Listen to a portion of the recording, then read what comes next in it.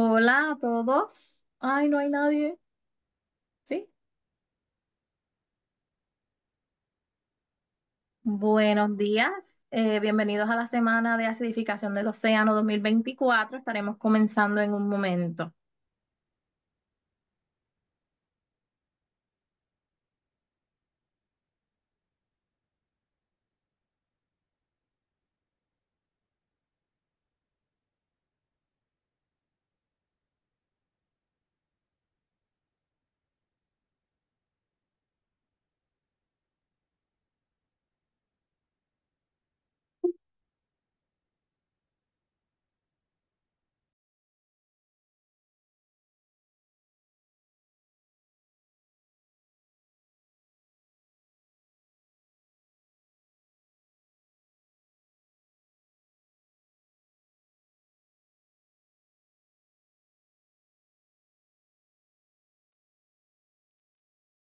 Pues buen día. Bienvenidos a todos los que están conectados con nosotros. Gracias por unirse en este evento durante la semana de acidificación 2024. Mi nombre es Lorraine Martel y yo soy una de las coordinadoras de Goa On para este evento. Tengan en cuenta que esta sesión está siendo grabada y les quiero compartir que esta semana de acidificación está siendo presentada por cuatro organizaciones patrocinadoras. En primer lugar, Goa On, la Red Global de Observación de la Acidificación Oceánica. En segundo lugar, NOAA OAP, que es la Administración Nacional Oceánica y Atmosférica de los Estados Unidos, Programa de Acidificación Oceánica. En tercer lugar, tenemos a la IAEA o AICC, que es el Centro de Coordinación Internacional de la Acidificación Oceánica de la Agencia Internacional de Energía Atómica. Y por último, pero no menos importante, la IOC UNESCO, que es la Comisión Oceanográfica Intergubernamental de la Organización de las Naciones Unidas para la Educación, la Ciencia y la Cultura. Goaon se estableció en el 2012 con solo unos pocos miembros, pero desde entonces hemos crecido grandemente y actualmente tenemos más de 1,000 miembros eh, de 114 países. Y Goaon también consta de varios centros regionales o lo que le llamamos los Regional Hubs, que abarcan continentes y regiones oceanográficas. Hemos escuchado de la mayoría de ellos a lo largo de esta semana y hoy continuamos escuchando de nuestros hubs. Si aún no eres miembro de GoAON, puedes unirte hoy visitando goaon.org. La Semana de Acidificación del Océano debutó en el 2020 y regresó en el 2021, cuando los eventos y conferencias fueron pospuestos debido a la pandemia de COVID-19. Y después del exitoso simposio en persona, que el tema era Ocean in a High CO2 World, esto ocurrió en el 2022. Tuvimos otra exitosa semana de acidificación del océano en el 2023 y Goa On trae de vuelta la semana de la acidificación en el 2024 para mantener el impulso de la investigación sobre la acidificación oceánica y proporcionar una plataforma virtual para que la comunidad de la acidificación oceánica intercambie sus últimos hallazgos. Estamos emocionados de presentar una amplia variedad de temas sobre acidificación oceánica y los presentadores que vienen a contribuir de todo el mundo. Durante la presentación, todos los participantes estarán en modo de solo escucha. Pueden escribir cualquier pregunta en el cuadro de preguntas que se encuentra en la parte inferior del panel de control en el lado derecho de su pantalla. Estaremos monitoreando las preguntas que lleguen y las plantearemos a nuestros presentadores durante la sección de preguntas y respuestas, que esta comenzará inmediatamente después de la última presentación. Para la discusión, también pueden utilizar la función levantar la mano en la caja de herramientas en la parte inferior de su pantalla y los llamaremos para que hagan su pregunta directamente. Ahora les voy a presentar, me gustaría presentarle a la moderadora de esta sesión, Cecilia Chapa Valcourt. Ella, su afiliación es el Instituto de Recursos, eh, la Universidad del Mar, Puerto Ángel, Oaxaca, México, Ella es profesora e investigadora en el Departamento de Oceanología en la Universidad del Mar en Puerto Ángel, Oaxaca, México. Es licenciada en Oceanología, tiene una maestría en Ciencias Ambientales y Marinas y un doctorado en Oceanografía Costera. Su investigación se enfoca en el sistema marino de CO2, el rol del océano en el ciclo de carbono y la acidificación oceánica. Está particularmente interesada en el acoplamiento de procesos físicos y químicos en el océano, especialmente en factores ambientales que controlan la variabilidad espaciotemporal del carbono en el océano. Adelante, Cecilia. Gracias, Loren. Muy buenos días y buenos días al público que nos acompaña. Muchas gracias por estar aquí con nosotros. Eh, pues les damos la bienvenida a esta sesión de la OCA, que es la Red Latinoamericana de Acidificación del Océano, la cual fue conformada desde el 2015 y a la fecha sigue trabajando para poder incrementar el desarrollo de la investigación y todos los temas relacionados con respecto a la acidificación del océano. Voy a presentarles a nuestro primer ponente. Voy a leer su reseña. Nuestro primer ponente es el doctor Gilberto Cardoso Mojedano. Es un investigador del Instituto de Ciencias Marinas y de Ciencias del Mar y Limnología en la Universidad Nacional Autónoma de México en el Carmen, Campeche. Cuenta con un grado de licenciatura en química por la UNAM, la Universidad Nacional Autónoma de México, una maestría en oceanografía química y un doctorado de la Universidad de Cataluña, Universidad Politécnica de Cataluña, perdón, especializándose en biogeoquímica y modelos de circulación.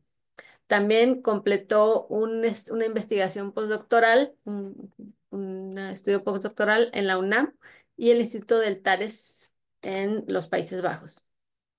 Su trabajo se enfoca en los modelos biogeoquímicos y computacionales y su utilización para entender la contaminación marina y la dinámica en los ecosistemas acuáticos. Sus intereses de investigación incluyen ciclos biogeoquímicos, modelación ecológica y desarrollar modelos y métodos computacionales para analizar el cambio climático global. El doctor Cardoso ha supervisado tesis y ha sido profesor investigador en cursos en la UNAM y en la Universidad Autónoma del Carmen, en temas como química acuática, cambio global y modelación ecológica. Como consultor, ha colaborado en estudios de seguridad industrial y en evaluaciones de impacto ambiental para el sector privado. Es miembro del Sistema Nacional de Investigadores del CONACYT con nivel 2 en México y es revisor de revistas internacionales de gran impacto. El doctor Cardoso tiene mucha experiencia en modelos oceanográficos, incluyendo el DELF 3D y el modelo oceánico de Princeton, integrando química y oceanografía y modelos y ciencias computacionales. Le damos una bienvenida al doctor Cardoso.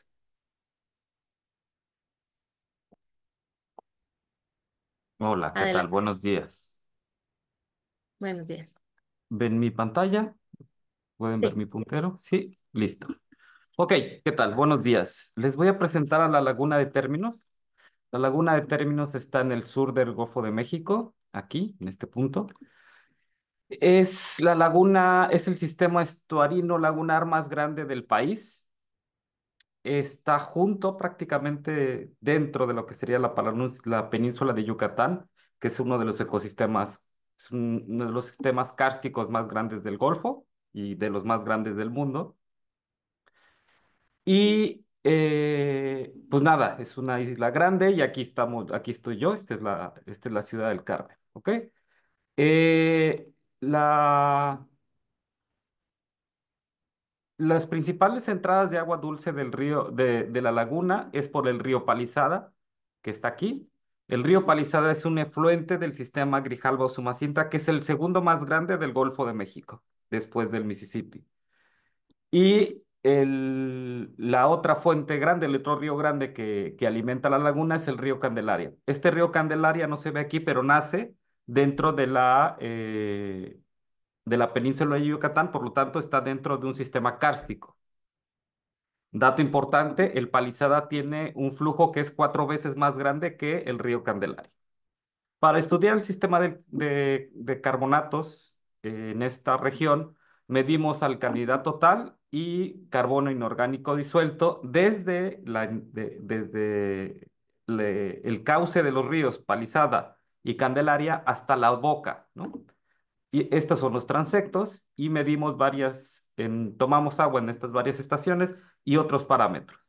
Esto lo hicimos durante la temporada de secas y lluvias, es decir, en época donde hay más flujo de agua y en época donde donde hay menos flujo de agua. ¿Qué nos dicen los resultados? Primero, si graficamos la alcalinidad total con el carbono inorgánico disuelto, nos da una línea recta, o sea, nos dice que hay una relación lineal significativa. Hay una correlación significativa. Esto, primero, a mí me sorprende muchísimo porque la laguna tiene un montón de fuentes de carbono, ¿no? Desde el suelo de los manglares, la propia ciudad y los ríos. Entonces, ¿qué nos dice ya esta relación? Que el sistema del carbono inorgánico está dominado el sistema del carbonato está dominado por el sistema del carbono inorgánico disuelto. La otra cosa que nos dicen los datos que también son sorprendentes, si ustedes ven el color, nos dice que los valores más grandes de alcalinidad total y carbono inorgánico disuelto ocurren en época de secas. En cambio, en época de lluvias ocurren los valores más bajos.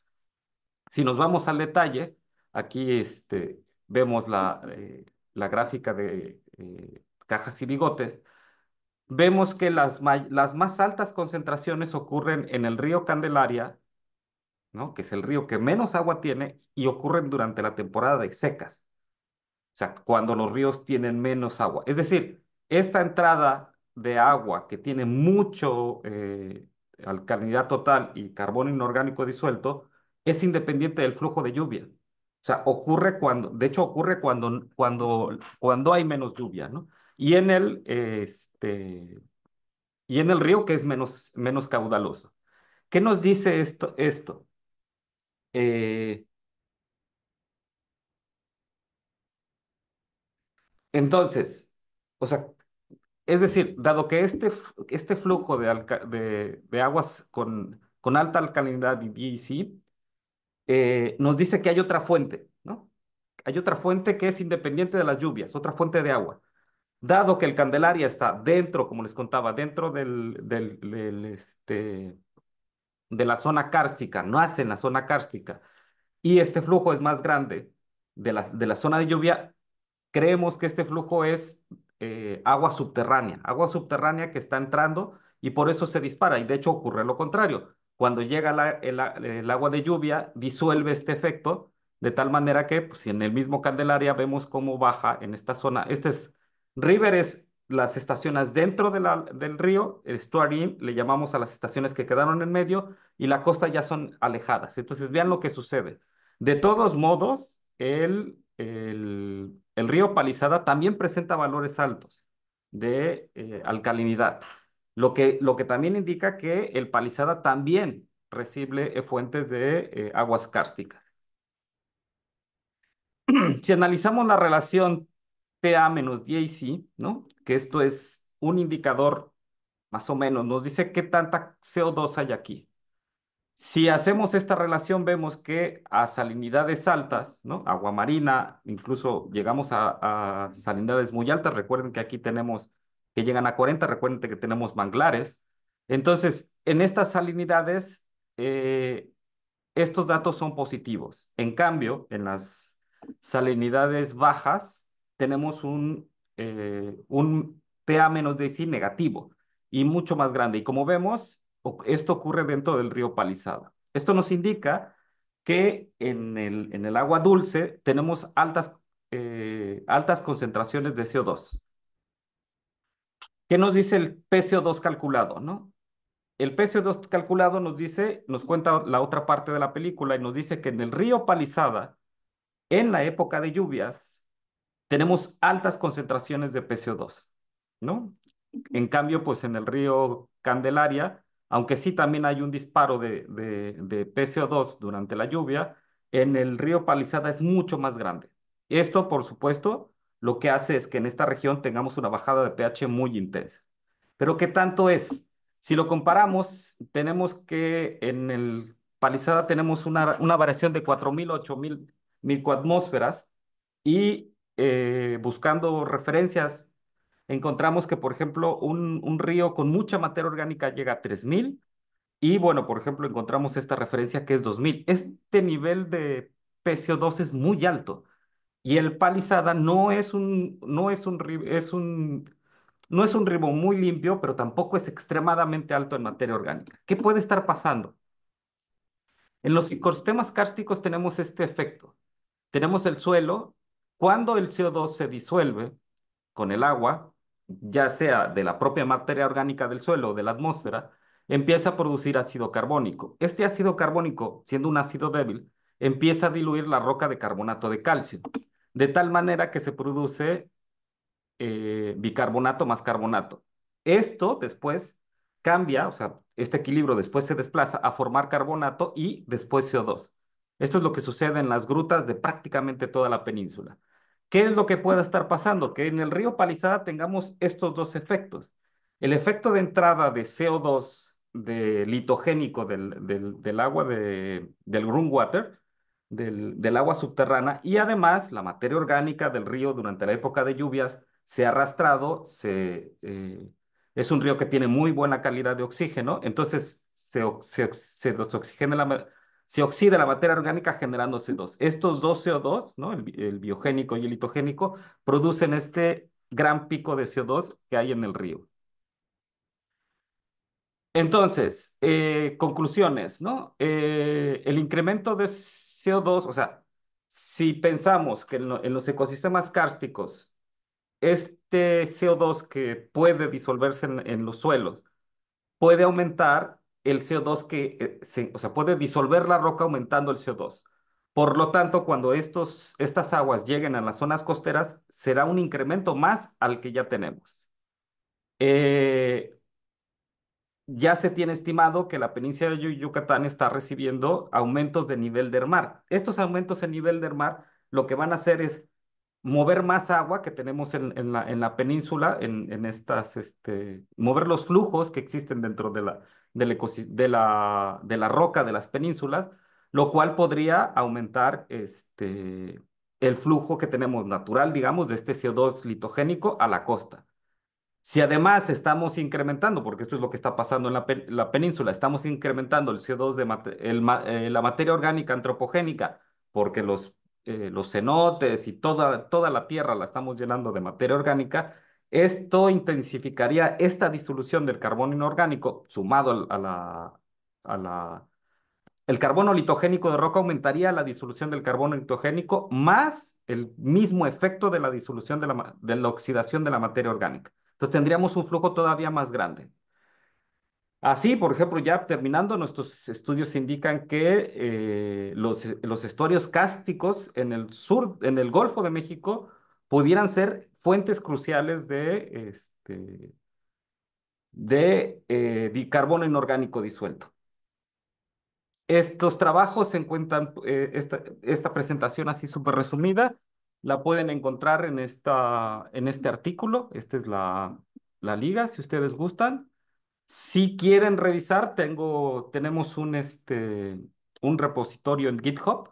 Si quieren revisar los datos crudos y además los cálculos, que hay muchos más cálculos, ¿no? En el paper.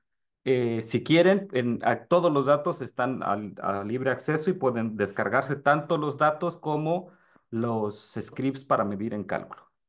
Por mi parte es todo. Bueno, y este es mi contacto, ¿no? Muchísimas gracias.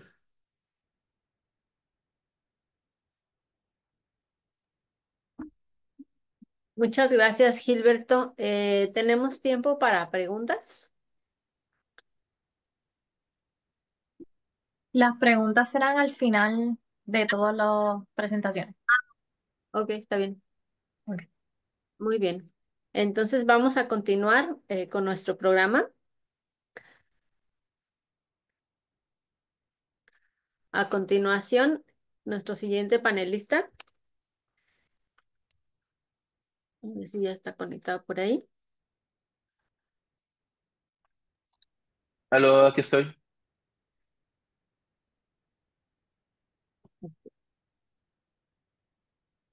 Nuestro siguiente panelista es Asbel Itaí de la Cruz Ruiz. Él es estudiante del doctorado en Ciencias en Conservación del Patrimonio Paisajístico del programa del Instituto Politécnico Nacional en el Centro Interdisciplinario de Investigación para el Desarrollo Integral Regional Unidad Sinaloa en el norte de México. Es miembro activo del Laboratorio de Productividad Primaria y Sistema del Carbono, donde desarrolla su tesis en la cual uno de sus objetivos es el estudio de la acidificación del océano en la región del Pacífico tropical mexicano. Desde su incorporación al laboratorio como estudiante de maestría en 2018, Itaí ha participado en diversas campañas oceanográficas a lo largo del Pacífico mexicano y ha apoyado en diversos proyectos con el análisis de variables como pH, alcalinidad total, carbono inorgánico disuelto y oxígeno disuelto. El día de hoy nos va a presentar un estudio realizado en el Golfo de California. Adelante, Itaí. Gracias por la presentación, Ceci. Comparto pantalla. Mm, ¿Me confirman nomás que se ve? Bueno, doy por hecho que sí. Bueno, muchas gracias. Como comentó la doctora Cecilia, yo soy alumno en el CIR Sinaloa. Esta presentación es sobre un artículo publicado a raíz de una tesis de maestría de un compañero de laboratorio que ya egresó algunos años y que dirigió la doctora Espinosa Carrión, quien sería originalmente la panelista, pero por unos temas familiares no pudo asistir, entonces me pidió de favor que yo la apoyara con esto. Bueno, en esta mañana les voy a platicar un poco de lo que es la variabilidad del flujo de CO2 océano-atmósfera en 5 zonas costeras del Golfo de California. Partiendo un poquito de lo general, recordemos que los componentes de la atmósfera principalmente son el nitrógeno, el oxígeno, el argón. Estos componen aproximadamente el 99%, pero del 1% restante podemos encontrar el CO2, que es un gas de efecto invernadero. Otros gases de efecto invernadero pueden ser considerados también el vapor de agua, el óxido nitroso, el ozono y los clorofluorocarbonos. Sin embargo, el enfoque pues, en nuestro trabajo es el CO2, el estudio del CO2. De momento me está estorbando aquí una... Listo. Hasta el siglo XVII, inicio del siglo XVIII aproximadamente, el CO2 se encontraba estable en 280 partes por millón, pero es con el inicio de la revolución industrial cuando estos niveles fueron aumentando con 422 partes por millón hasta octubre del 2024. ¿Me disculpa? Ok, estos aumentos del CO2 atmosférico se han visto reflejados también en los aumentos de la presión parcial que este gas en la superficie, en la presión parcial superficial, perdón, y también en una disminución del pH superficial. Entonces, ya se ha pues, estudiado esta relación directa entre la baja concentración de pH con los altos niveles de CO2. Y ahora, pero el enfoque de este trabajo fue el estudiar los flujos en el Golfo de California, les digo, y estos se pueden estudiar gracias a las diferencias entre la presión parcial del CO2 en el agua con la presión parcial del CO2 en la atmósfera. Ahora, ¿cómo estudiamos esta relación? Bueno, la solubilidad del CO2 comienza cuando la molécula entra en contacto con el agua de mar, la cual forma ácido carbónico y sus productos de disociación. Les decía de la relación alto CO2 bajo pH, porque los hidrógenos que se van liberando en esta reacción son los que van disminuyendo el pH del agua de mar.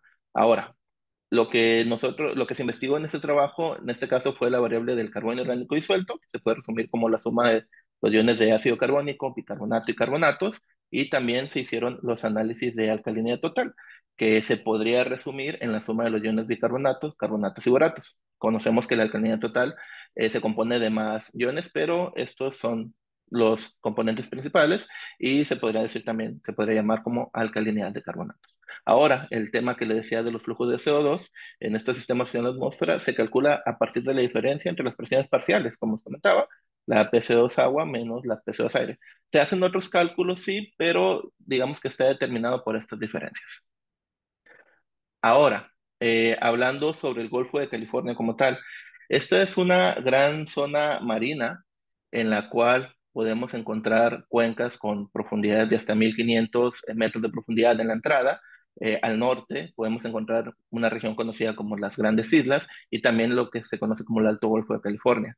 Pero es en esta zona del sur del Golfo de California donde hay una gran interacción debido a la batimetría y también a la estacionalidad de las masas de agua, que como las que podemos encontrar como la propia agua, la masa de agua que se forma aquí, que es el agua del Golfo de California, pero también en algunas zonas como en la boca del Golfo, agua como el agua tropical superficial, el agua de la corriente de California o en niveles subsuperficiales, el agua subtropical subsuperficial.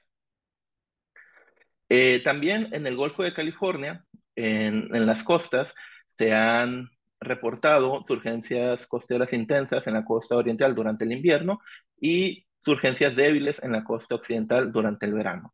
Además, ya también se han reportado la presencia de remolinos ciclónicos o anticiclónicos con fuerte presencia en la boca del Golfo, lo cual favorece a los hundimientos o advecciones de estas masas de agua que les mencionaba hace un momento. Debido al cambio estacional tan marcado que se presenta en las características de la boca del Golfo de California, esta región, perdón, presenta gran variabilidad en sus características físicas, químicas y biológicas.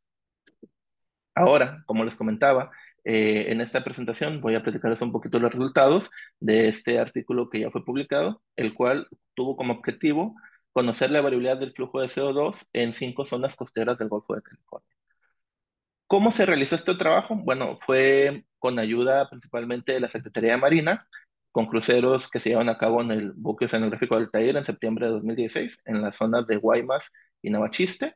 También se hizo un monitoreo en lancha en marzo de 2017 frente a Navachiste y otro crucero oceanográfico, pero ahora a bordo del buque oceanográfico, perdón, Río Tecolutla, el Mazatlán, Bahía Concepción y Mulegé. Para fines prácticos de este trabajo se consideró a marzo como la estacionalidad invernal, a septiembre como verano y a junio como transición. Junio, perdón. Bueno, las muestras a bordo tanto del buque como de la lancha fueron colectadas a diferentes niveles de profundidad, aunque para este trabajo se utilizaban solo las superficiales, en botellas de bursilicato de 125 mililitros, añadiendo 50 mililitros de una solución saturada de cloruro de mercurio. Y estas fueron almacenadas con una temperatura controlada, cercana a los 25 grados centígrados y en ausencia de luz para su posterior análisis en laboratorio. Ahora, en el laboratorio de propiedad primaria del sistema de carbonato, bueno, más bien en su momento, se utilizaron equipos de la marca Apollo para medir, para calcular el carbono orgánico disuelto y la alcalinidad total, siguiendo las recomendaciones de Dixon y colaboradores en el 2007. Ya pasando a resultados, además de hacer los análisis químicos, se hizo uso de imágenes satelitales para permitirnos entender un poquito mejor la dinámica física y biológica, por lo menos superficial, del Golfo de California. Entonces, en Navachiste, durante 2016, se reportó un flujo geostrófico aproximadamente de 16 centímetros por segundo hacia el sur. Navachiste, recordemos, está señalado en este rectángulo rojo, está en la costa de Sinaloa, mientras que en Guaymas 2016 el flujo era hacia la costa. Algunos autores, como Beyer y Castro en el 2017, reportaron que en la boca del Golfo hay una circulación anticiclónica durante el invierno, mientras que Castro y colaboradores reportaron circulación ciclónica en invierno y primavera. Esto difiere un poquito de lo encontrado aquí para el invierno. Bueno, no, perdón. Este, coincide, perdón, con lo reportado en invierno, pero en la primavera también se encontraron esta presencia de remolinos anticiclónicos. Me estoy haciendo un poquito bola. Ahora, en la estacionalidad del Golfo de California, en la parte de la temperatura, hay una diferencia muy marcada debido a esta estacionalidad que les comentaba, ya que las temperaturas suelen ser superiores a los 30 grados durante el verano, pero pueden disminuir bastante en el invierno, lo cual nos permitió reportar, bueno, los autores, unas diferencias de hasta 8 grados centígrados en septiembre y marzo. Dentro del Golfo se considera septiembre como uno de los meses más cálidos y marzo como uno de los más fríos, como lo reportado por Soto Mardones y colaboradores en el 99. Ahora, para el tema de la clorofila satelital, los platones de clorofila consistieron con lo reportado por Santa María del Ángel en el 99 y Soto Marrones en el 99 también, donde los valores mayores se reportaban en el invierno en las costas de Sinaloa y Sonora, pero se reportaban valores ligeramente altos también en las costas de Baja California.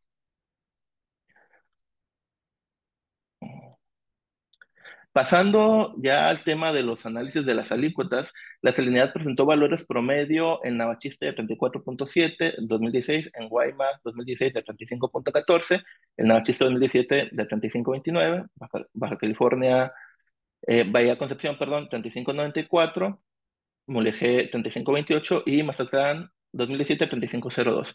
Los valores de salinidad arriba de 35 están relacionados directamente a la masa de agua que les digo que se forma en el Golfo de California, lo cual ya fue reportado por autores como Bray en el 88, desde yo y Hinojosa en el 2011, mientras que los valores de 35, menores a 35 grados están relacionados con la mezcla del agua del Golfo de California con otras masas de agua, como el agua tropical superficial, o la mezcla de aguas de surgencia de menor salinidad en las costas de Sinaloa.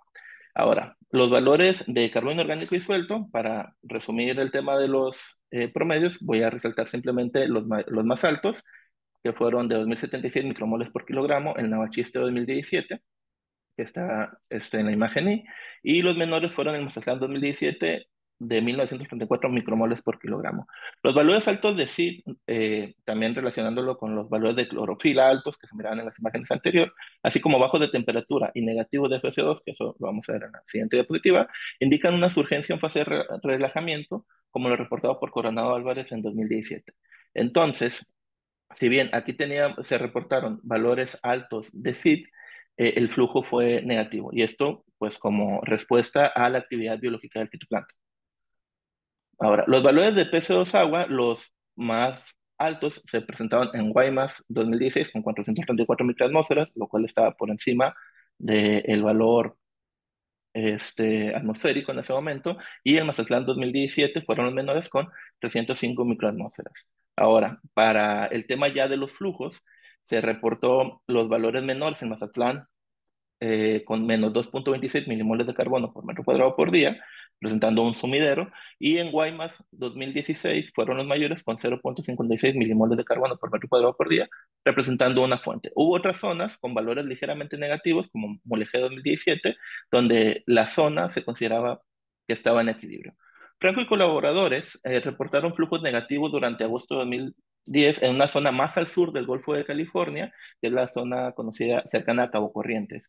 Mientras que Truco Pignata en el 2019 reportaron valores de CID mayores a los 2050 micromoles por kilogramo cerca de Mazatlán en junio de 2015, lo cual se podría traducir o calcular como valores altos de PC2.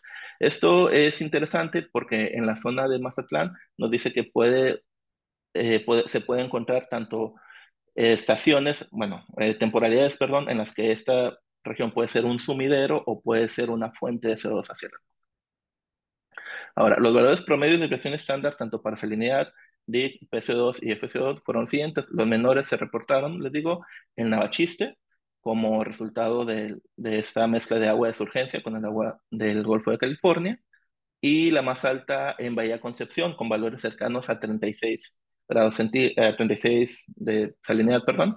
Esto, si bien son valores propios del agua del Golfo de California, está relacionado a que Bahía Concepción es un sistema semicerrado y al haber monitoreado durante una época cálida, estos valores tan altos se puede ver directamente al tema de la evaporación. Ahora, los valores altos mayores de DIC se presentaron en Navachiste 2017 y los menores en Mazatlán 2017 también. Los valores mayores de PC2 fueron en Guaymas 2016 y los menores en Mazatlán 2017, así como los valores de menor magnitud de flujos de carbono, pero los mayores en Guaymas durante 2016. Ahora, también se hizo un análisis de componentes principales, el cual explicó el 34% para la componente 1 y el 30% para la componente 2. Las variables de mayor peso fueron el carbono orgánico disuelto, la alcalinidad total y la temperatura superficial del mar, con 0.95, 0.8 y menos 74 respectivamente, mientras que la menor fue la clorofila satelital. En la componente principal 2, las de mayor peso fueron la PC2 agua y la PC2 aire. mientras que en las zonas costeras centradas en la componente principal uno fueron Navachiste 2016, Guaymas 2016 y algunas estaciones de Mulegé 2017. Navachiste y Mazatlán 2017 presentaron un comportamiento completamente opuesto, que podemos ver que Mazatlán 2017 y Navachiste 2017 está resaltado con azul. Tanto en Navachiste 2016 y en Guaymas 2016 hubo un predominio de efectos térmicos y en menor medida biológicos, mientras que fueron inversos en Navachiste 2017. El Mulegé 2017, Valle Concepción 2017 y Mazatlán 2017, el peso de los factores fueron similares. Ahora, unas conclusiones rápidas es que las condiciones oceanográficas del Golfo de California, como remolinos ciclónicos, anticiclónicos, urgencias costeras y la propia componente biológica, variaron con el tiempo y en toda la extensión del Golfo, induciendo en los cambios del carbono orgánico y suelto, PC2 agua y flujos de carbono.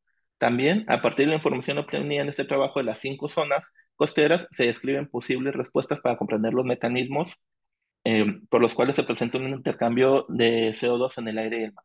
Sin embargo, se requiere un esfuerzo sustancial para contar con más información a nivel espacial y temporal para mejorar el entendimiento del flujo de carbono, no solo en el Golfo de California, sino en otras zonas del Pacífico mexicano. Esto sería todo por mi parte. Está mi contacto por cualquier cosa y el contacto de la doctora Espinosa también por si gustan contactarla.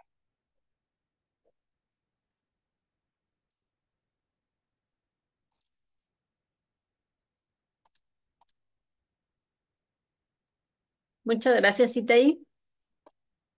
Le recordamos a nuestro público, si tiene preguntas, que por favor las anote en la sección del chat para al final de todas las ponencias proceder a la sección de preguntas y respuestas.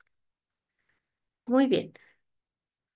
Entonces vamos a comenzar con nuestro tercer participante. A ver, permítanme tantito. Muy bien. Nuestra tercer participante, ya la conocen. Ay, sí, espérame tantito porque ya se me cerró aquí este archivo. Mm. Ay, muy bien. Ya la conocen, es nuestra colega y amiga Natalie Bravo Semanche. Natalie es bióloga pesquera, está basada en la Universidad Nacional Pedro Ruiz Gallo en Lambayeque, Perú. Ella se ha enfocado en el estudio del sistema de carbonatos en áreas costeras y los impactos de la acidificación y otros estresores sobre los organismos calcificadores. En paralelo a su trabajo académico, también se ha dedicado a apoyar iniciativas para fortalecer las redes de colaboración y las capacidades a través de su participación en ICONEC, Remarco y más recientemente como representante de Perú como en el comité ejecutivo de la OCA con el puesto de miembro Early Career. Damos la bienvenida a Natalie. Adelante.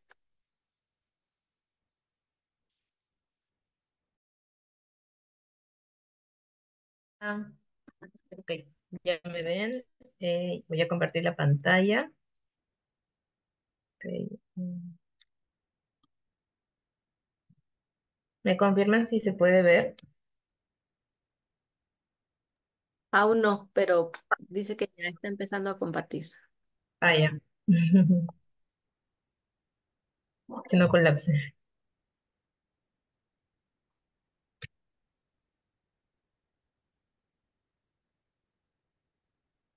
Así pasa a veces con la Ya. tecnología. Ok, me parece que ya está.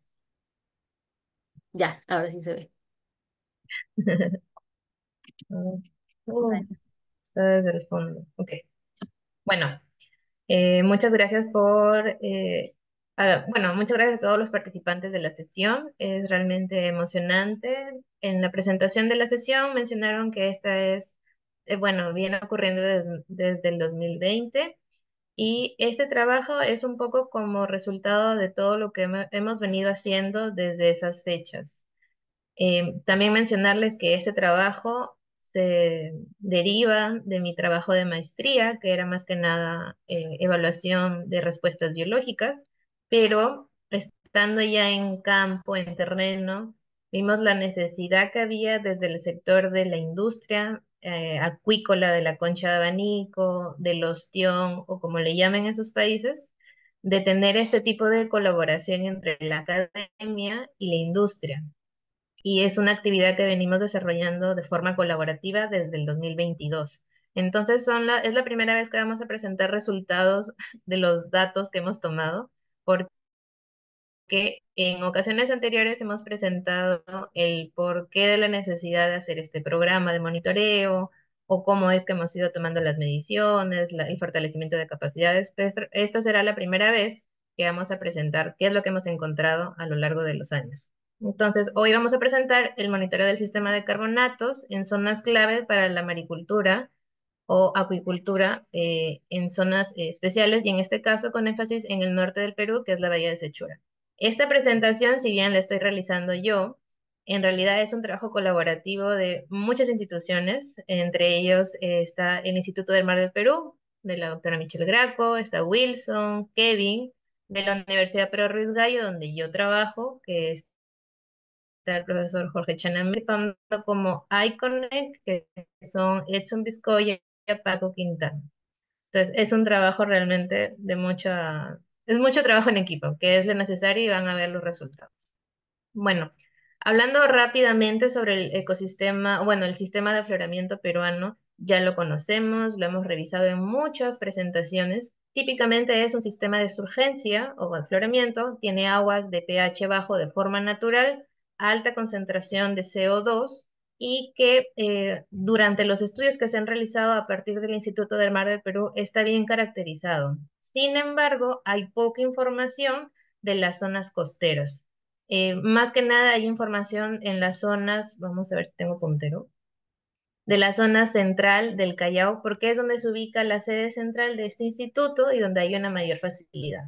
Entonces ahí vemos que hay limitaciones tanto en la parte geográfica, porque es difícil movilizar todo un sistema, un equipo de trabajo a lo largo de toda la costa del Perú, que como ven es bastante larga, y también por la logística de las mediciones. También hay que mencionar que la variabilidad natural del sistema de afloramiento peruano se ve fuertemente influenciada por la ocurrencia de los eventos El Niño o La Niña y también sobre otros procesos localizados o costeros. Entonces, ¿qué llama la atención en la bahía de Sechura? Entonces, vamos a irnos al mapita. La bahía de Sechura se encuentra muy al norte, como pueden ver acá, y es una bahía que reúne condiciones bastante interesantes que sostienen el mayor centro de producción de concha de abanico en el Perú. Y hasta donde revisé, es donde se concentra la mayor producción de las conchas de abanico que se exportan en Latinoamérica. Y pese a esta importancia económica, por así decirlo, es donde hay menos información referente a estresores marinos. Entonces, dada esa importancia, tanto desde el componente económico, biológico, es que cuando hacemos la investigación sobre las respuestas de la concha de abanico a la acidificación, a la hipoxia, entre otros estresores, es que nos dimos cuenta que no había información sobre el sistema de carbonatos, ¿no? Entonces, si nosotros hablamos solamente de pH, en realidad estamos dejando de lado muchas cosas en lo que es el acidificación. Entonces, nos llamó la atención y quisimos explorar qué es lo que ocurría en esta zona. Entonces, ya hay estudios a nivel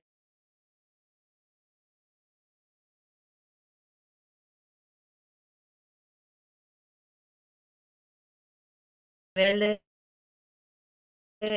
respuestas biológicas, más que nada los trabajos de desarrollaron algunos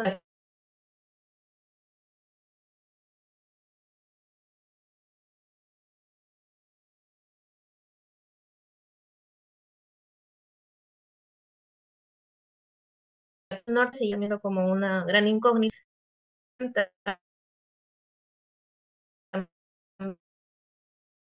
en mortalidad en unidades prácticas de la edad también terminan en mortalidad.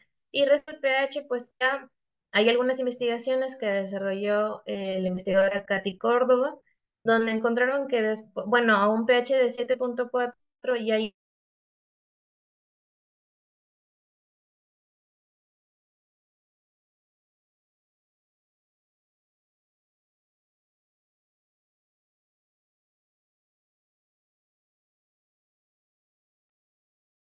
Parece ser que se nos desconectó Natalie. A ver, esperamos un minutito para ver si se puede volver a conectar. Agradecemos su paciencia.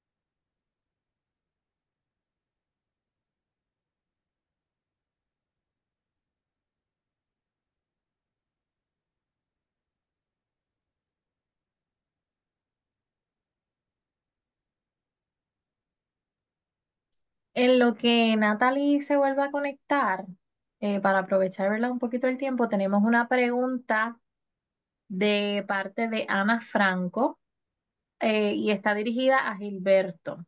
Dice, muchas gracias por la presentación, Gilberto. En tu opinión, ¿se podría considerar la laguna de términos como un análogo natural de este método de remoción de carbono, el Ocean Alkalinity Enhancement? Y lo estaba viendo la pregunta. Cuando alguien te dice es muy interesante, es que no sabe muy bien qué responder, ¿no? Sí, ¿no? ¿Qué tendrías? Más bicarbonato que reaccionaría con CO2 y te reduciría el CO2, ¿no?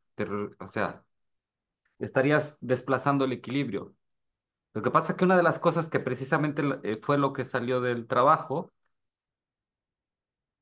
es que en la zona costera lo que más, o sea, lo que te está pasando también es lo que les contaba, ¿no? Que el carbonato, lo que tenemos es roca, ¿no?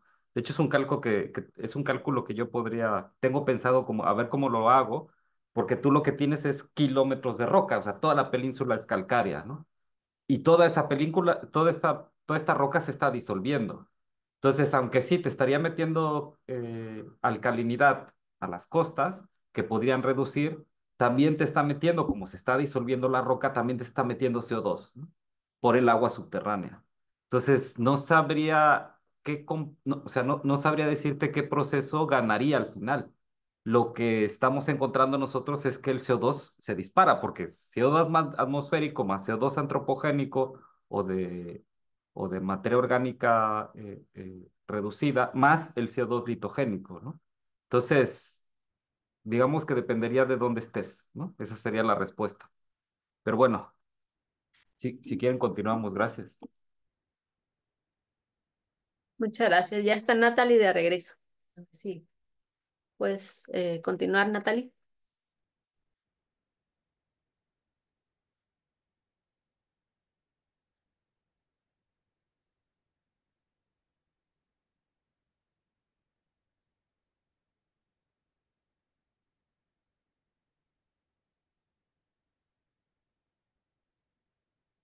Hola, Natalie. Efectivamente, efectivamente la tecnología a veces nos falla.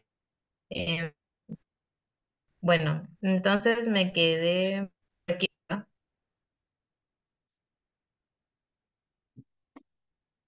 Ok. Bueno, me quedé aquí. Y como les iba comentando, ya hay investigaciones que dan ciertos rangos de los parámetros ambientales sobre los cuales la concha de abanico tiene respuestas negativas tanto en su supervivencia como en su crecimiento. Entonces, eh, esta información que se ha desarrollado para la concha de abanico no había estado tan relacionada con lo que pasaba en Sechura. Entonces, en esta bahía, de forma por así decirlo, frecuente y se ha hecho más a lo largo de los años, tiene eventos de mortandad masiva de conchas de abanico, generalmente en los meses de enero. Y sin embargo, pese a que ocurre y las grandes pérdidas económicas que son sumas millonarias, no había ese tipo de investigación que relacione lo que pasaba en el océano con lo que ya se sabía de los trabajos de laboratorio.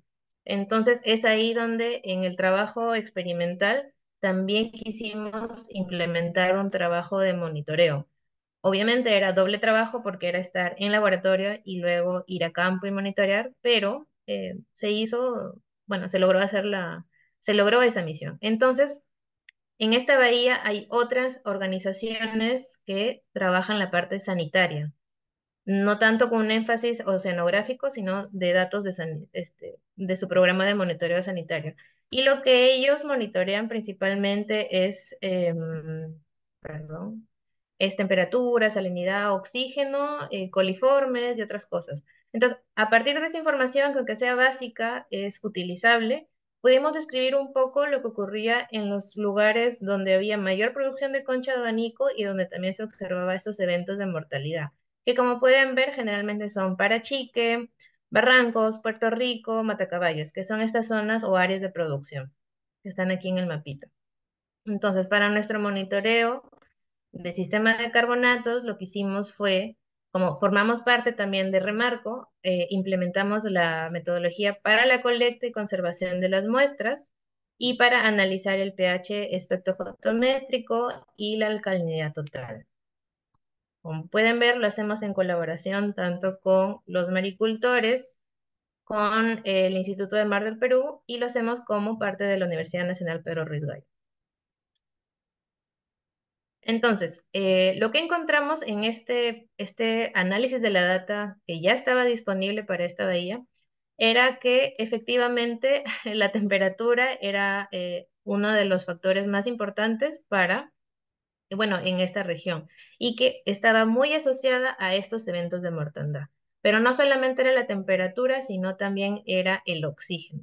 Y el oxígeno, como pueden ver, varía de forma estacional, pero en estos últimos meses, especialmente vamos a ir al 2023, que ocurrió un evento donde nosotros ya nos encontrábamos monitoreando y donde tenemos un poco de información más fina de lo que ocurrió en ese evento, que es justamente cuando ocurre el ciclón Yaku, que aquí en el norte del Perú sí chocó y afectó bastante, no solo porque hubo el daño de las lluvias, sino porque, si pueden ver en el mapa, hay un río que desemboca justo donde están estas zonas de producción. Entonces, generalmente cuando hay un evento El Niño, se observa y es esperable estos efectos negativos, pero ante un evento extremo como el ciclón Yaku, esto ocurrió de forma muy rápida y sin oportunidad de tomar medidas o acciones de prevención. Entonces, si nos ubicamos en estos meses, es más o menos en estas fechas tanto el oxígeno, la salinidad y la temperatura cambiaron rápidamente. Sin embargo, como les mencionaba, ya que esta es una zona donde hay poca investigación y no es, bueno, está muy alejada de la capital, las únicas instituciones que estaban desarrollando investigación en ese momento era el programa de sanidad y éramos nosotros. Pero como les mencionaba, el programa sanitario solo tomaba datos temperatura, oxígeno, salinidad. Y nosotros estábamos en campo tomando las muestras para el sistema de carbonatos, donde podíamos dar un poco más de información de lo que pasaba en esos momentos. Entonces, en la Bahía de las Delicias, como ustedes pueden ver, de acuerdo a los parámetros críticos que ya se habían identificado, podíamos ver que la temperatura estaba cerca de los 30-32 grados, es decir, era un estresante. La salinidad había bajado.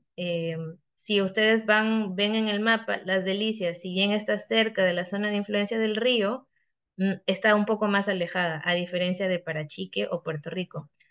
Igual mencionarles que en la circulación de esta bahía, este río sí suele tener por así decirlo, el agua se queda en la superficie y se mueve junto con las corrientes, generalmente para la zona, o sea, para la parte sur o hacia el exterior de la bahía.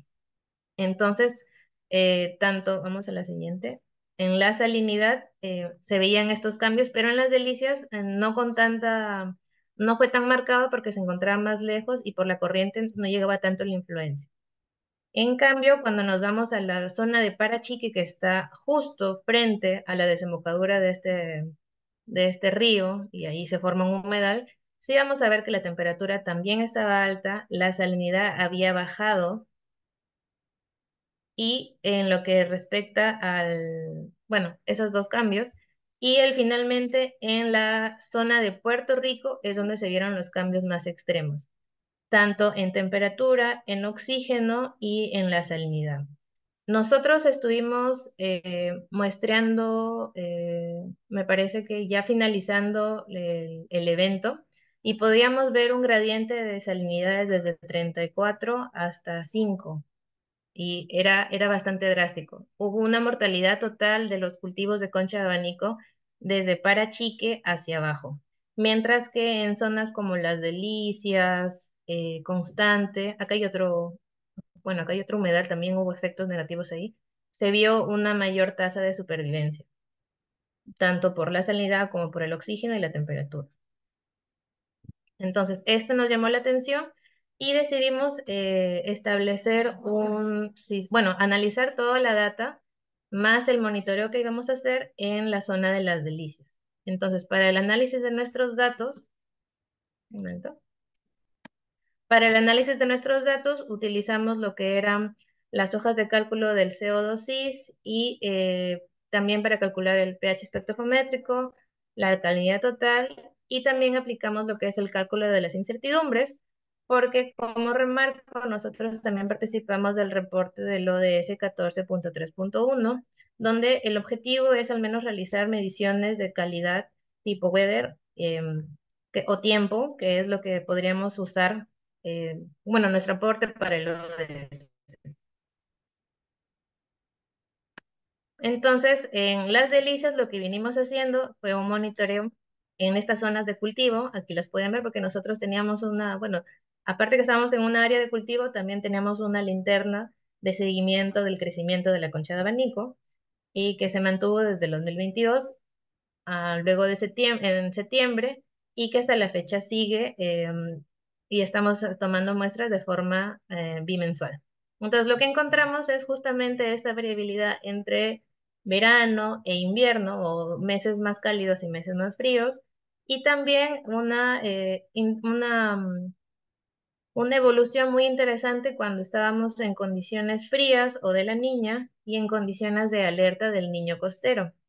Entonces, así podemos ver la variación estacional tanto de la temperatura, especialmente también del oxígeno. En la salinidad sí podemos ver que es algo constante, pero cuando son los meses de verano y hay aportes del río por las lluvias, sí se observa una leve diferencia en la salinidad. En el oxígeno también podemos ver una variación tanto estacional como por la profundidad. Muchas veces en la superficie tiene una mayor concentración, mientras que a mayor profundidad pues disminuye. Pero esto va a depender. En lo que refiere al sistema de carbonatos, lo que vamos a encontrar es que, si bien van a estar observando el gráfico, las primeras muestras que se realizaron, vamos a resaltar el desarrollo de capacidades. Nosotros comenzamos a tomar muestras en el 2022, y hasta que se afinó el protocolo empezamos a analizarlas en el 2023. Y se pudo observar esta diferencia en los resultados de estas mediciones. Entonces, muchas veces vamos a ver valores, bueno, durante las muestras de estos primeros periodos, encontrábamos valores anómalos en lo que era alcalinidad total, pero esto se debe al procesamiento y análisis de las muestras que hemos ido afinando desde mediados del 2023 hacia adelante, que es cuando ya hemos tenido capacitaciones presenciales en cómo se toman y se analizan estas muestras. Entonces, eso también da o resalta la necesidad de fortalecer capacidades no solo en institutos de investigación, sino también en el sector industrial, bueno, de la industria, que es donde se aplica realmente este tipo de herramientas. Entonces, lo que también veíamos en nuestros resultados es esta variación entre condiciones de cálidas y frías, tanto del pH como que también están relacionadas con la ocurrencia del afloramiento, mientras que los valores de alcalinidad se mantenían bastante estables. Y esto es precisamente porque como tenemos el aporte de los ríos, esto también ayuda, bueno, también tiene su propio aporte de alcalinidad y hace que estos valores sean, por así decirlo, homogéneos a lo largo del año. Sobre lo que es, o bueno, lo que nos interesaba a nosotros para el cultivo de un calcificador o de un organismo calcificador era la calcita, específicamente la calcita. Y lo que encontrábamos es que, felizmente, los niveles se encontraban, bueno, las aguas están saturadas de calcita, y esto podría explicar por qué es que en las delicias el cultivo sí se desarrolla todo el año, mientras que en otras zonas era más frecuente la ocurrencia de estos eventos donde la concha salía débil o con la concha áspera o de aspecto muy feo, y en algunos casos la ocurrencia de las conchas galleta, que son conchitas que cuando son cosechadas se quiebran por el peso de la linterna. Entonces, en las delicias esto no ocurre y este monitoreo pues nos daría un poco más de luces sobre cómo es que esta zona de cultivo su sistema de carbonatos, pues es el estado de su sistema de carbonato. Entonces, ¿cuáles son los rangos de variabilidad natural en esta área, en las delicias? Lo que encontramos son que estacionalmente sí hay diferencias, pero en la columna de agua, que es hasta donde está el cultivo, que son 8 o 10 metros, no, significa que son condiciones bastante homogéneas. Mientras que en otros lugares de la bahía hay profundidades, por ejemplo, 20 metros, 10, 20, 15 metros, ahí sí se encuentra este mayor riesgo de pérdida en el cultivo. Y esto también podría ser de aplicación para la selección de sitios para la acuicultura.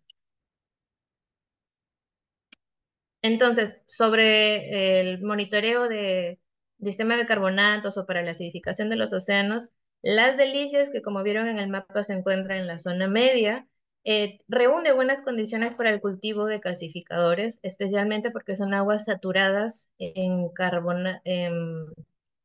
calcita, perdón, sí, en calcita durante todo el año. Hay una variabilidad estacional del pH, pero esta está influenciado más que nada por el afloramiento, mientras que la alcalinidad total también varía, pero no hay bueno, el aporte de los ríos ayuda a compensar esta variabilidad natural, pero no sabemos qué podría pasar durante la ocurrencia de eventos extremos o la frecuencia, porque vamos a recordar que si bien hay una alcalinidad, también disminuye mucho la salinidad. Entonces, esto puede hacer que se den condiciones que terminen en una mortalidad. También en que la elección de sitios es una gran herramienta que puede beneficiar a los acuicultores o los maricultores, porque van a poder escoger sitios donde se favorezca el crecimiento y la calcificación de las conchas durante todo el ciclo productivo y evitar estas áreas donde ya se ha identificado que las condiciones oceanográficas no son las mejores. Mientras que en el caso de los parámetros como el oxígeno, la temperatura, sí son de menos control, porque es algo que ocurre de forma general en un evento del niño, se podría hablar de otro tipo de estrategias, puede ser con herramientas o tecnología, para hacer una compensación de los efectos negativos. Mientras que con un monitoreo del sistema de carbonatos, ya podemos escoger estos lugares que naturalmente tienen mejores condiciones. Y finalmente, que es muy necesario establecer programas de monitoreo de bajo costo, porque lo que estábamos logrando nosotros o lo que estamos haciendo como es algo colaborativo, pues reduce mucho los costos y eso hace que sea más necesario el fortalecimiento de ese tipo de colaboración entre industria y academia y también llevar esta información hacia nuestros tomadores de decisiones, porque imagínense, si esto lo puede hacer una universidad con un instituto y una asociación de maricultores, ¿cómo sería si el gobierno tuviera un programa destinado para hacer una vigilancia permanente de todas las bahías donde se cultivan eh, calcificadores, no solamente concha de abanico, sino otro tipo de moluscos o crustáceos? También quisiera agradecer a todo el equipo de acidificación que trabaja en Perú. Bueno, ahí está la lista de personas, están sus fotitos. No solamente están trabajando en monitoreo su sistema de carbonatos, sino también tenemos respuestas bueno, tenemos el equipo de respuestas biológicas y también tenemos a los que están haciendo buscando desarrollo de herramientas o tecnologías para ayudar a compensar los efectos negativos de la acidificación. Un saludo para todos ellos. Y también a los programas como son el programa de becas del peer-to-peer, que es el que bueno, nos ayudó bastante a establecer el programa, porque sí es bastante difícil el poder trasladarse, adquirir algunos materiales, viajar a Lima para hacer las lecturas o el análisis de las muestras, entre otros. También agradecer al Consejo de Maricultores de la Bahía de Sechura, quienes fueron los que permiten esta gestión cada 2 meses. Tratamos de ir mensual, pero a veces no se puede. Y también a la universidad por el constante apoyo para el desarrollo de investigaciones. Mucha atención y quedamos atentos a sus preguntas. Muchas gracias, Natalie. Interesante tu trabajo. Bueno, vamos a continuar con nuestro último ponente, que es su servidora, Cecilia Chapavalcorta. Ya me presentaron, entonces voy a ir directo a la presentación. Y al final quiero hacerles una pequeña invitación. Bueno, ¿ya se ve ahí la pantalla? A ver, Todavía.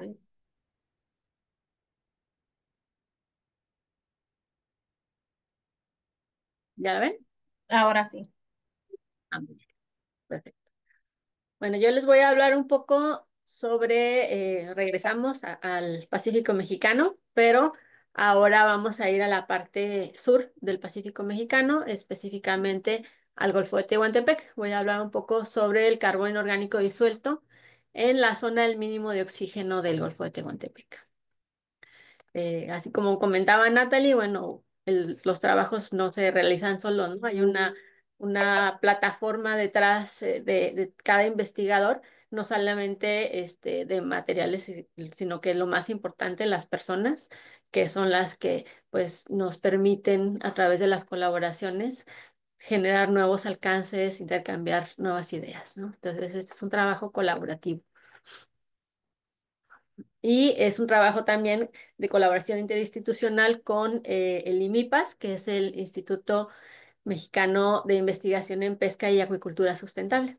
Que a partir de esa colaboración con lo del barco del IMIPAS, que es el Jorge Carranza Fraser, es que hemos podido realizar una gran cantidad de investigaciones aquí en el Pacífico tropical. Bueno, vamos a hablar un poco primero sobre la zona al mínimo de oxígeno para los que no estén familiarizados con esta región. Como vemos aquí en el mapa, en la parte más roja, pues esta es la zona al mínimo de oxígeno del Pacífico Oriental. Perdón, es la zona más grande del mundo y también la más profunda. Y esta región en particular, que es la que está frente a México, además es la más fuerte. ¿A qué me refiero con más fuerte? A que la alta temperatura, la estratificación generan una oxiclina muy marcada, un cambio en la concentración de oxígeno muy abrupto en unos cuantos metros, ¿no? Entonces, para muchos organismos es como toparse con pared, ¿no? Y esta zona tiene profundidades que van aproximadamente en la zona subsuperficial, entre 100 a 30 metros, hasta los 2000 metros de profundidad en algunas de las regiones núcleo, que es en la parte frente a Guerrero. Y algo muy importante de esta zona, pues es que es una zona muy poco estudiada en comparación con otras zonas de mínimo de oxígeno que han sido ampliamente descritas, incluso en comparación con la zona de Perú, que ya es un poco más comprendida. En esta región todavía no se comprenden bien cuáles son los controles ambientales que generan que se mantenga esta región, ¿no? Que se mantenga en la zona al mínimo de oxígeno. Y la otra es que a pesar de que es altamente estratificado y que tiene poco oxígeno, coincide con zonas de alta productividad y de alta pesca de atún. Pues todavía nos queda mucho para entender esta región. Algunos de los estudios que se han hecho en esta zona, cabe destacar, ¿no? Que la mayoría de los estudios sobre la zona del mínimo de oxígeno se han hecho o en la región norte del Pacífico tropical mexicano o en la región del Pacífico sur, ¿no? Frente a Perú. Pero en esta región del Golfo de Tehuantepec son pocos todavía los estudios para entender esta zona mínimo de oxígeno. Lo que sí se ha visto, aquí Palmier y colaboradores reportan que ellos encontraron que hay un acoplamiento entre la zona de máximo de carbono y la zona del mínimo oxígeno, precisamente por los procesos de remineralización y respiración. Entonces, que en general, esto lo hicieron con datos del Ocean Data, del Ocean Atlas, World Ocean Atlas, que donde está la capa del mínimo oxígeno es más fuerte, es donde vamos a tener la zona más marcada, ¿no? El máximo de carbono inorgánico disuelto.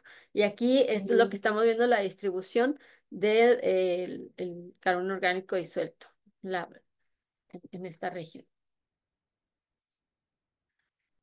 En particular en el Pacífico tropical mexicano, pues entonces confluyen tres situaciones, ¿no? O tres características muy importantes, que es el calentamiento. Esta región se encuentra dentro de la alberca de agua cálida del hemisferio occidental y que tiene pues su mayor fortaleza en los meses de marzo, abril y mayo. Entonces tiene alta temperatura, ya tiene temperaturas similares o mayores a las esperadas para el océano global en 2100. Tiene condiciones de acidificación por la cantidad alta de carbono orgánico disuelto derivado de los procesos biogeoquímicos, a lo cual se le suma la acidificación causada por el incremento de CO2 y que este en particular viene a través del agua subsuperficial y la desoxigenación, ¿no? Entonces se juntan tres características que van a ser relevantes para entender pues el ecosistema, pero también las implicaciones que tiene para la pesquería y la sobrevivencia de especies clave. Entonces, como les decía, ha sido poco estudiado. En los últimos años se ha incrementado, se ha redoblado el esfuerzo para tener una mayor cobertura. Este es un estudio que ahorita está en prensa, pero que aquí evaluamos la cantidad de estudios que había anteriormente y la cantidad que hay actualmente, ¿no? Entonces, ahorita hemos visto que se ha incrementado en regiones donde no había y en específico esta partecita que es frente de Guerrero, que existían pocos estudios o nulos y se ha incrementado también el esfuerzo en el Golfo de Tehuantepec. Entonces, dentro ya del Pacífico mexicano, como les decía, algunos de los estudios se han hecho en la región norte y central. En la región norte tenemos el estudio de Truco Piñata en el 2019, que ellos realizaron tres transectos, perdón, aquí en la zona de la boca del Golfo de California hasta pues toda la entrada prácticamente en 2 años, ¿no? En 2015 y 2016 encontraron una correlación entre las masas de agua, particularmente el agua subsuperficial subtropical y la concentración de oxígeno disuelto.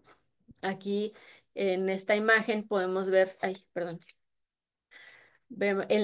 en color la concentración de carbono inorgánico disuelto y en las isolíneas la concentración de oxígeno, ¿no? Aquí las líneas punteadas, perdón, esta de 4.4 indica la capa anóxica y el inicio y esta la capa subóxica, ¿no? Entonces vemos que pues en la época en 2016 pues se encontró más cerca de la superficie en la costa la zona mínima de oxígeno, mientras que en 2016 se encontró más alejada de la costa. Otra cosa es que, a diferencia del estudio de Palmier, ellos encontraron que en algunos casos sí estaba acoplada la zona del máximo de carbono con la del mínimo de oxígeno, pero en otros no. Entonces todavía falta entender algunos de estos mecanismos. Ellos sugieren que esto es debido también a procesos de ventilación por los procesos dinámicos que están ocurriendo en la zona. En la región central tenemos el estudio de Franco Novella, colaboradores en 2014. Ellos evaluaron 2 años y dos estaciones, agosto y noviembre. y ellos encontraron que pues la zona del mínimo de oxígeno en esta región, pues se veía, no existía dicha ventilación, sino que la estratificación era un proceso que estaba teniendo mucha influencia y a la hora de que quisieron relacionarlo con los flujos de CO2, se dieron cuenta que había baja correlación precisamente debido a esta alta estratificación y la región se comportó como fuente débil y como sumidero débil en una y otra estación respectivamente. Entonces, algo que caracteriza al Golfo de Tehuantepec y que es muy diferente si lo comparamos con el resto del Pacífico mexicano, incluso hay quienes, por ejemplo, la Conavio, pero lo ha clasificado aparte, ¿no? A pesar de que es parte del Pacífico tropical por la alta dinámica que tiene. Entonces, hay zonas donde están altamente estratificados, pero regiones no. Específicamente, quien rige la dinámica en esa zona es el viento, los eventos de viento teguanos o nortes con velocidades mayores a 10 metros por segundo, pues generan erosión de la capa mezclada, una alta cantidad de mezcla de la columna de agua cerca de la cabeza del golfo y posterior al viento, movimiento inercial que deriva en remolinos ciclónicos y anticiclónicos. Es una zona altamente ciclogenética, mientras que en verano, en la época de lluvias, tenemos la presencia de tormentas tropicales y huracanes, ¿no? Entonces, todos estos procesos rompen la estratificación, favorecen en algunas situaciones la ventilación, pero la erosión de la capa de mezcla nos favorece el ascenso de la zona del mínimo de oxígeno. Entonces, aquí en esta imagen de arriba estamos viendo el estrés del viento y vemos pues la gran cantidad de energía, ¿no?, que se está transmitiendo desde el océano, desde el viento hacia el océano y nos genera toda esta dinámica tan compleja. Entonces, en estudios previos encontramos que pues son muchos procesos los que están interactuando de manera simultánea. Por ejemplo, en este estudio que realizamos en condiciones post-teguano, al final de la temporada de vientos teguanos, encontramos una región dominada por advección horizontal, otra por la mezcla, otra por el bombeo positivo debido a un remolino ciclónico y negativo debido a un remolino anticiclónico, mientras que en la costa había surgencias costeras debido a que cuando cesa el viento se intercambia, ¿no? Sopla el viento y cuando cesa empieza a dominar el viento del oeste que nos genera estas urgencias y luego cuando hay otro evento de viento deja de dominar este y viceversa, ¿no? Entonces, cuando nosotros vamos a ver, pues es una película que nos muestra muchos procesos interactuando de manera simultánea. Sin embargo, pues todos ellos resultan en un ascenso del agua subsuperficial que es rica en carbono orgánico disuelto hacia la costa, ¿no? Con su respectiva acidificación y valores de omega aragonita por debajo de 1 a profundidades muy someras.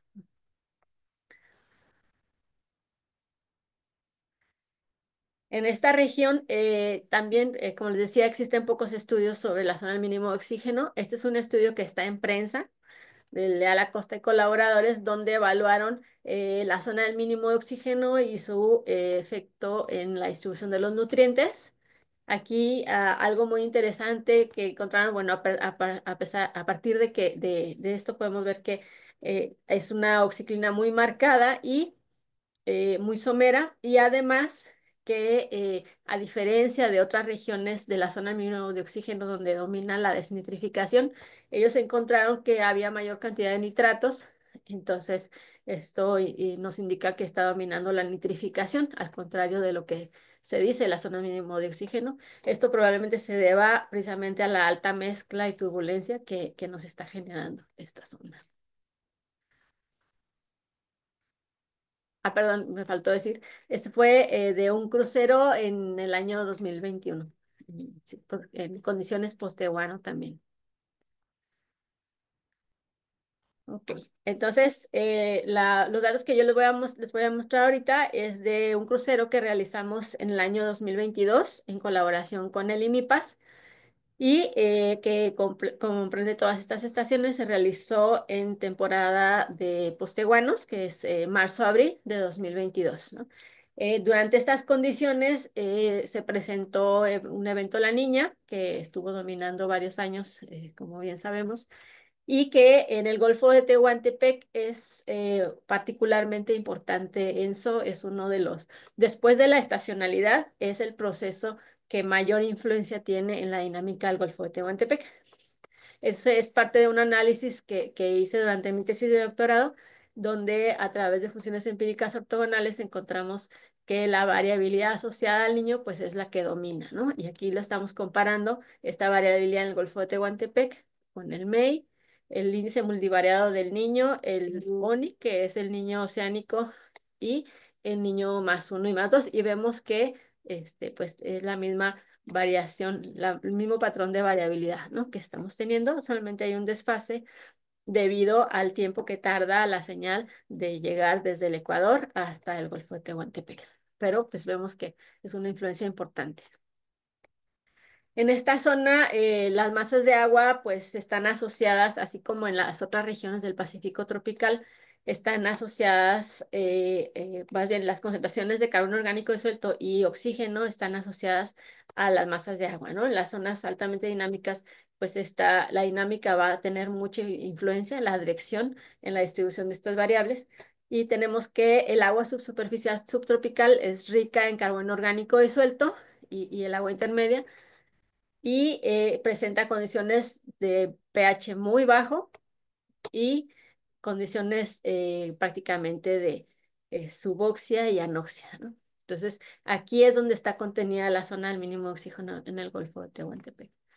Y comparado con otras regiones, pues los valores de pH son mucho más bajos que el resto del Pacífico tropical mexicano y la cantidad de carbono inorgánico disuelto es más alta. Estos análisis se realizaron de estas muestras en el Laboratorio de Biogeoquímica Marina. Eh, en la parte del carbono se utilizó el método coulométrico de Johnson y se midió pH por el método espectrofotométrico y se realizó la calibración con los estándares de Dixon, los CRMS. Se obtuvo una precisión de más o menos 3 micromoles por kilo en el caso de la alcalinidad y 0.003 en perdón, del carbono y 0.003 en el caso del pH. Y bueno, ¿qué encontramos en esta región? La distribución espacial pues está, como les decía, dominada por la dinámica y vemos que durante esa temporada se estaba formando un dipolo. Aquí había circulación ciclónica y anticiclónica, que al final el crucero derivó en estos dos polos, ¿no? Entonces aquí tuvimos una circulación que promovió el ascenso del agua subsuperficial y de la zona al mínimo de oxígeno. Aquí tenemos el carbono orgánico disuelto y el pH y vemos que los máximos, ese es superficiales, pues tienen este patrón de circulación debido a la circulación anticiclónica, ¿no? Tenemos los máximos aquí y en esta zona, que es la zona de mayor influencia de las urgencias, en frente de Puerto Escondido. Y el pH, pues tenemos valores de 7.6, incluso desde aproximadamente los 100 metros de profundidad en promedio, pero hay algunas estaciones, las tenemos desde los 50 metros. En el caso de este es omega aragonita, igual, ¿no? El mismo patrón, los mínimos en la parte central, en la zona costera, y tenemos el horizonte de saturación en promedio alrededor de los 75 metros, pero las estaciones cercanas a la zona de mayor influencia del viento lo presentaron a los 30 metros de profundidad. Con respecto a la zona del mínimo de oxígeno, esta es el límite superior de la zona del mínimo de oxígeno y lo consideramos a partir de 44 micromoles por kilo, que es lo que se considera la zona subóxica.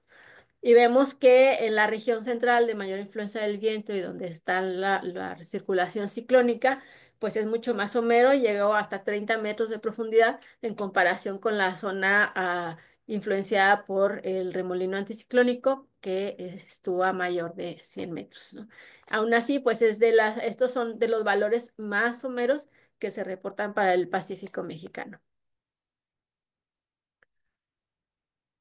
Y bueno, como ya vimos, pues hay coocurrencia. Aquí tenemos este transecto. Es de cada estación, la variabilidad en cuanto a temperatura, salinidad, pH, carbono orgánico disuelto. Y vemos que pues, los máximos se encuentran en la estación 8 de carbono, que es cerca de la costa, ¿no? En la zona de mayor influencia del viento. Y vemos que en caso de la estación 3 podemos observar, esto se repite en todas las estaciones, pues una capa mezclada muy somera y una oxiclina muy marcada, lo que nos indica pues que la zona del mínimo oxígeno es demasiado somera, ¿no? En esta región y está acoplada con todas las demás variables. Ya para concluir, tanto la zona mínimo de oxígeno y la región de máximo carbono coexisten en el agua subsuperficial subtropical y el agua intermedia y se acercan a la superficie debido a la influencia del viento y los remolinos ciclónicos. También contiene los mínimos valores de omega aragonita, los cuales hacen que el horizonte de saturación se encuentre todavía a profundidades donde se distribuyen especies que pueden llegar a ser vulnerables. La zona superior de la zona del mínimo de oxígeno es más somera comparada con otras regiones del Pacífico tropical mexicano debido a los patrones de circulación, pero también muy probablemente debido a la niña, ¿no? Las condiciones de la niña que hacen que esta capa se encuentre todavía más arriba. Se requieren más estudios y análisis para poder entender la dinámica de esta zona de mínimo de oxígeno en el Golfo de Tehuantepec y su interacción con el sistema de carbonatos. Muchas gracias por su atención. Eh, ok. Tenemos Y unas preguntas en la cajita, pero no sé si quieres hacer el anuncio.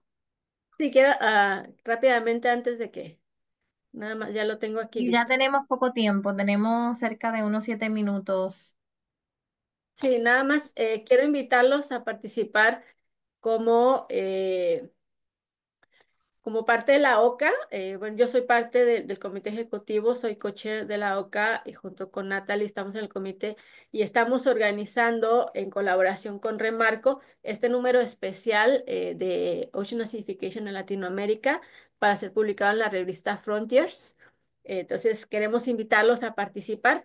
La fecha límite para el envío del resumen es el 18 de diciembre y la fecha del manuscrito es el 28 de marzo, ¿no? Entonces lo pueden encontrar aquí en Frontier Sync y aquí viene toda la información. Esos somos los editores invitados y pues siéntanse libres de acercarse a nosotros si tienen preguntas, así que si les gustaría participar. Muchas gracias.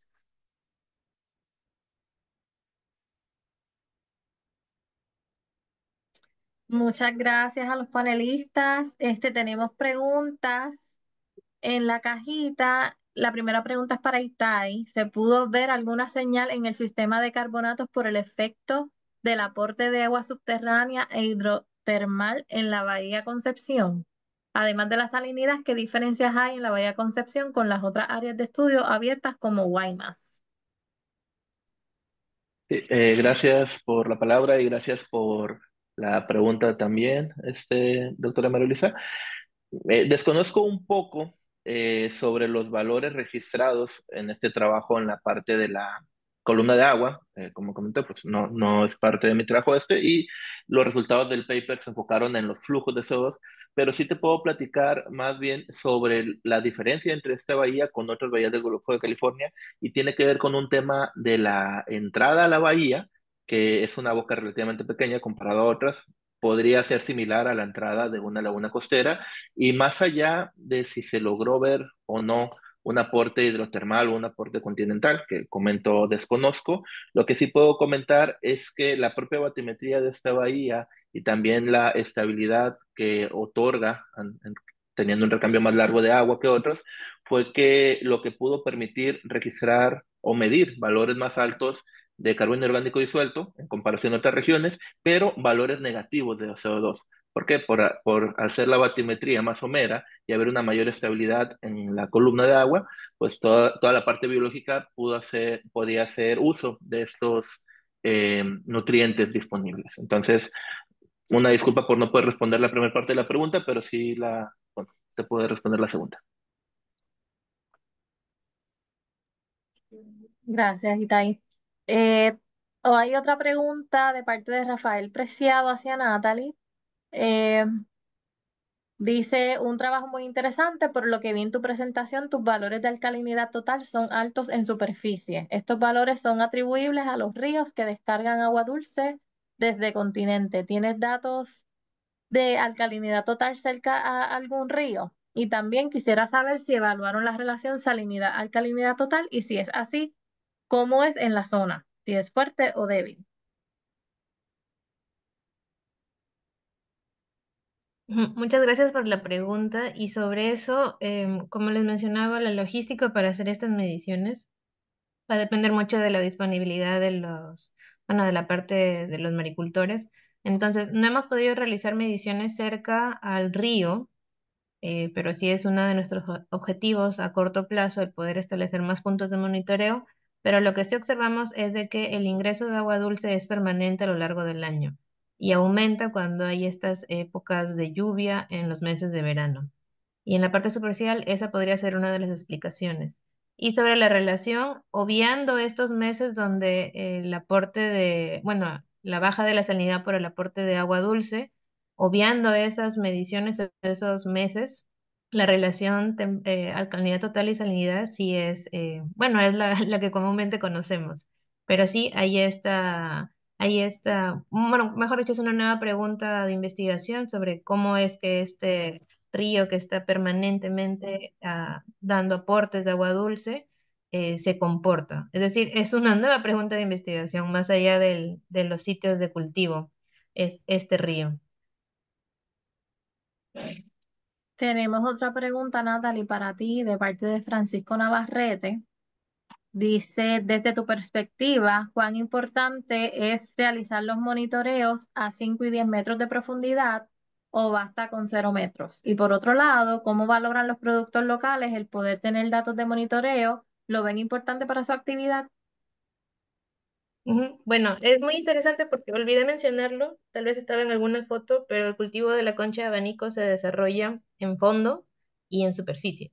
Cuando desarrollan el cultivo en fondo, generalmente prefieren estas profundidades someras porque aseguran que haya una mayor disponibilidad de alimento, es decir, hasta donde penetra la luz del sol, hay mayor fitoplancton, mayor alimento disponible.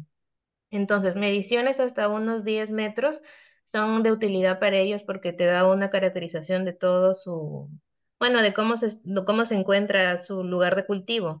Mientras que si hemos visto las otras presentaciones, hay muchos trabajos que han mostrado que hay bueno, el horizonte de saturación del carbonato está por debajo de los 50 metros, pero hacer unas mediciones hasta 50 metros en nuestro lugar de estudio implicaría otra logística que es bastante complicada.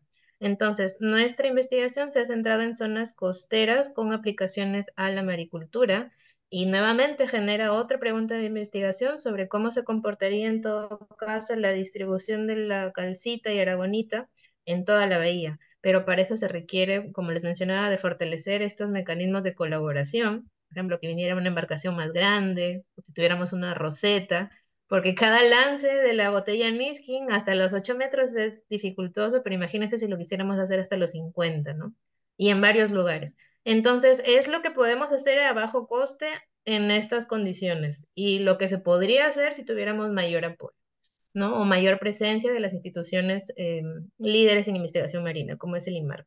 Entonces, eso es, para los maricultores es de mucho provecho porque es de aplicación directa para sus sitios de cultivo, es de bajo costo y porque es rápido. Analizamos datos que son fijos, ¿no? Pero sí queda la pregunta de qué pasa cerca de las zonas en Parachique y qué pasa en profundidades más largas, más grandes, perdón, donde la distribución del carbonato podría diferenciar. Que de hecho sí, yo sospecho que en Puerto Rico debe haber otro tipo de comportamiento por la profundidad.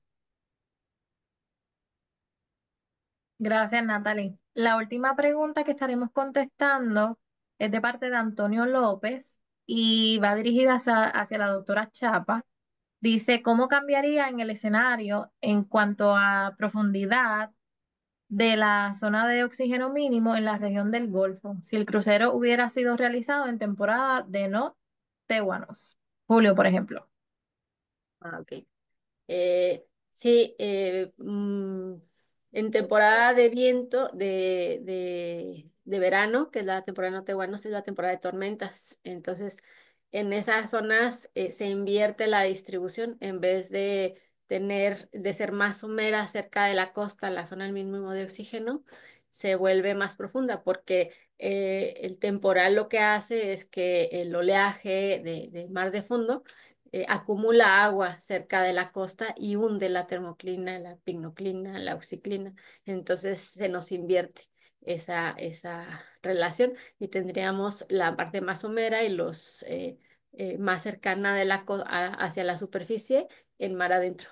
Eso lo vimos, no con oxígeno, pero sí con carbono orgánico disuelto en un estudio previo donde medimos en junio y en noviembre y vimos que se invertía, ¿no?